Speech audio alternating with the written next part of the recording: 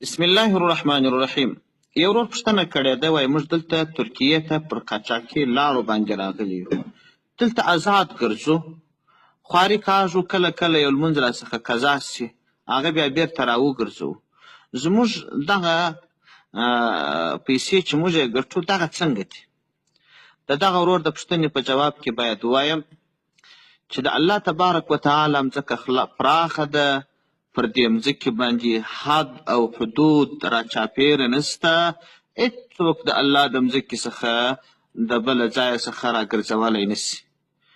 دا چې حکومتونو دا غیر قانوني غیر شرعي بندیز لګولی دی د یوه ملک مسلمانان بل ملک ته نه پرېږدي، دا دوی ته جایز کار نه دی. الله تبارک وتعالی په قرآن عظیم شان کې فرمایي بسم الله الرحمن الرحیم الم تکن ارض الله واسعة فتهاجروا فيها.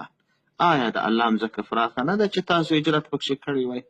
تفصیلي خبره ده، خو د دې څخه دغه مفهوم معلوم دی، اگر چې شان ورود و شان نزول او حالت بیل دی د آیت کریمه، خو الله تبارک وتعالی دا پیغام خلکو ته ورکوي چې د الله مځکه پراخه ده، تاسو کولی سئ چې په هره ساحه او هره سیمه کې واوسېږئ.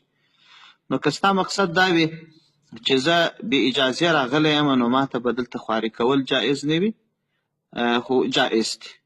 او که د لمانځه خبرې نو لمونځ قضا کول خو ګناه ده، او د ګناه په وجه باندې چې سړی یې کوي ستا و کاروبار ته تاوان نه رسېږي، خو دا کار ګناه ده چې تی کوې، هغه برکت به دې په رزق او روزي کې نه وي. والسلام علیکم ورحمة الله وبرکاته.